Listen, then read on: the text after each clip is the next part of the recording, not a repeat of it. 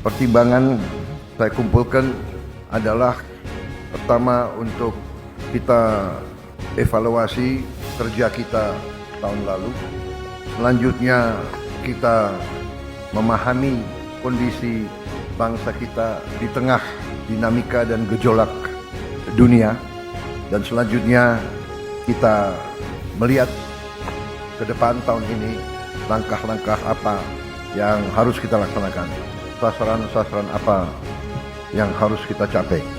Buktikan dengan fakta, facts on the ground yang bisa diukur, bisa dipegang, bisa dilihat. Dengan demikian saya menyampaikan penghargaan kepada saudara-saudara sekalian. Tidak mungkin saya sebagai presiden bisa melaporkan hal ini kepada bangsa tanpa kerja keras saudara-saudara semuanya. Yang paling aman, paling gampang, tidak berbuat apa-apa atau menunggu petunjuk. Tetapi pemimpin sejati, pemimpin sebenarnya adalah mereka yang memahami strategi besar, memahami tujuan, memahami direktif pemimpin, sehingga yang dipahami adalah arah besar, adalah petunjuk umum, bukan tiap keputusan harus menunggu petunjuk atasan. Jadi saudara-saudara, apa yang kita telah capai menurut saya sangat membanggakan. Bangsa Indonesia harus mandiri. Bangsa Indonesia harus berdiri di atas kaki kita sendiri. Dan di situ elemen utamanya adalah swasembada pangan. Tidak ada bangsa yang merdeka bila mana bangsa itu tidak bisa menjamin makan untuk rakyatnya. Swasembada pangan artinya adalah karbohidrat dan protein. Kita harus swasembada protein.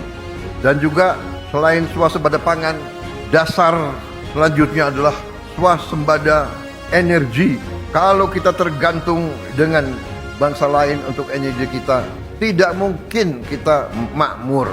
Tidak mungkin kita lepas dari kemiskinan. Alhamdulillah, target yang saya berikan kepada timpangan kita, saya berikan target waktu awal pemerintahan yang saya pimpin adalah 4 tahun untuk swasembada pangan. Alhamdulillah, Desember 31 tahun 2025, waktu 24.00 bisa kita dengan resmi mengatakan di tahun 2025 Republik Indonesia swasembada beras.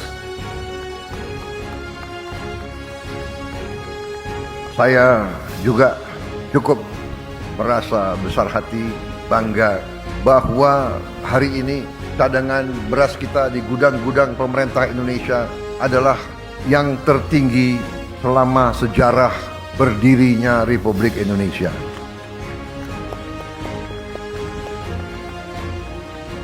Pernah di pemerintahan Presiden Soeharto, kita di puncaknya pernah punya cadangan beras di gudang pemerintah 2 juta ton. Hari ini cadangan beras kita di gudang pemerintah lebih dari 3 juta ton. Tertinggi sepanjang sejarah Republik Indonesia. Puluhan juta anak-anak Indonesia berangkat sekolah tanpa makan pagi. Banyak juga makan mereka hanya nasi dengan daun-daun. Untuk itu kita telah melihat contoh-contoh banyak negara.